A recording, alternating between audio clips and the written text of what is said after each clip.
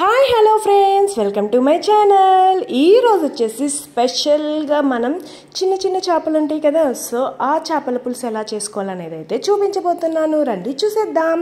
First అయితే ఇది వచ్చేసి గరం మసాలా అనమాట. సో గరం మసాలా వచ్చేసి స్టార్, ఇలాచి, చెక్క, లవంగాలు, ధనియాలు కొంచెం వేయించేసుకుని పౌడర్ చేసేసుకోవాలి. నెక్స్ట్ వచ్చేసి గ్రేవీకి జస్ట్ వెల్లుల్లిపాయలు, ఉల్లిపాయలు, 2 ఎండుమిరపకాయలు, కొంచెం జీలకర్ర పేస్ట్ చేసుకుని పక్కన పెట్టేసుకోవాలి.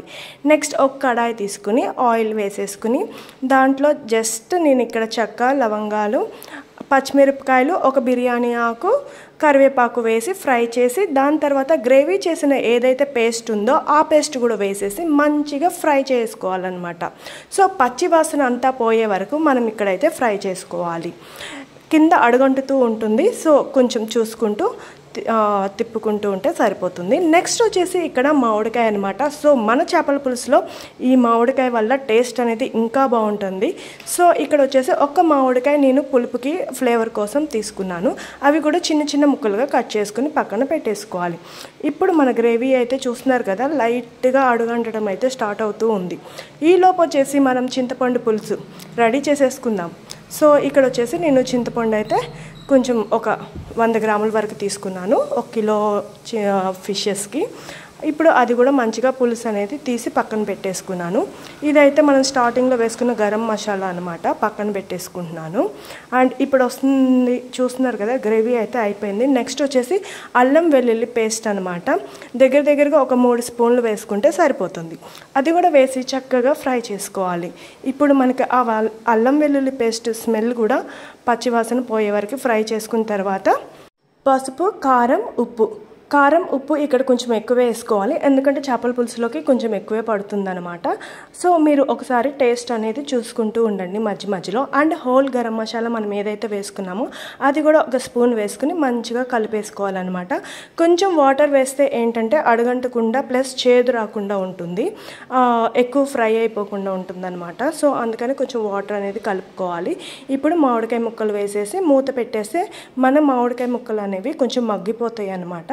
కొంచెం మగ్గిన తర్వాత ఇప్పుడు చేపల పులుసులకి సరిపడా చింతపండు గుజ్జు తీసుకున్నాం కదా, ఆ గుజ్జు కూడా వేసేయాలి. వేసేసి కొంచెం అది కూడా ఒక 5 నిమిషాలు మగ్గే వరకు ఉంచుకుంటే సరిపోతుంది. ఇప్పుడు తర్వాత వచ్చేసి మనం ఏంటంటే ఫిషెస్ అనమాట వేసేసుకోవాలి. ఇక్కడ ఏంటంటే ఫిష్ నీ స్మెల్ రాకుండా ఉండాలంటే కల్లుప్పుతో ఫిషెస్ కనుక కడుక్కుంటే నీ స్మెల్ అనేది ఉండదన్నమాట.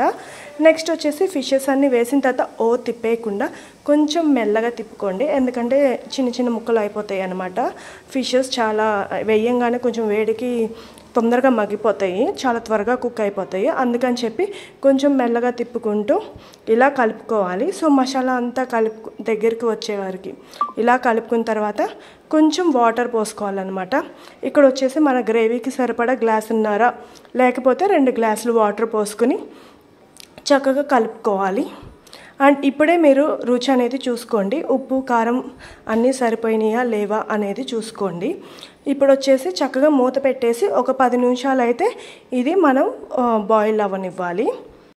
సో ఇలా చూస్తున్నారు కదా, కమ్మగా చేపల పులుసు అనేది మనకి బాయిల్ అయిన తర్వాత ఆయిల్ అయితే పైకి తేలుతూ ఉంటుందన్నమాట. ఇప్పుడు ఇంకొంచెం చింతపండు గుజ్జు వాటర్ పోసేసేసి కొంచెం గరం మసాలా వేసి పైనుంచి ఇంకొంచెం కొత్తిమీర జల్లుకుని ఒక 5 నిమిషాలు కనుక మూత పెట్టేస్తే మనకి ఇంకా ఫ్లేవర్ అనేది చాలా బాగుంటుంది. సో కొత్తిమీర మాత్రం లాస్ట్లో వేసుకోండి, చాలా బాగుంటుంది, ముందే వేయొద్దు. అండ్ ఆ ఫ్లేవర్ కూడా మనకి మంచిగా తెలుస్తుందన్నమాట. సో ఎంతో రుచికరమైన చేపల పులుసు ఇంట్లో ఎలా చేసుకోవాలి అనేది ఈజీగా చెప్పేశాను కదా, మీరు కూడా ట్రై చేయండి. ఎలా వచ్చింది అనేది కూడా కామెంట్ చేయండి. అండ్ మీరు కనుక నా ఛానల్కి ఫస్ట్ టైం వస్తే సబ్స్క్రైబ్ చేసుకోండి. ఈ వీడియో మీకు ఎలా అనిపించింది అనేది కూడా కామెంట్ చేయండి. అండ్ మన చేపల పులుసు అయితే చూస్తున్నారు కదా, రెడీ అయిపోతుందన్నమాట. నేను ఇప్పుడు ఇవన్నీ వేసిన తర్వాత ఒక 5 నిమిషాలు అయితే మగ్గపెట్టేస్తున్నాను. మగ్గపెట్టేసిన తర్వాత ఇలా చూస్తున్నారు కదా, ఆయిల్ అయితే మనకి పైకి ఇలా తేలుతూ ఉంటుందన్నమాట. సో ఆయిల్ ఎప్పుడైతే మనకి పైకి వస్తుందో అప్పుడు మన చేపల పులుసు అనేది రెడీ అయిపోయినట్టు.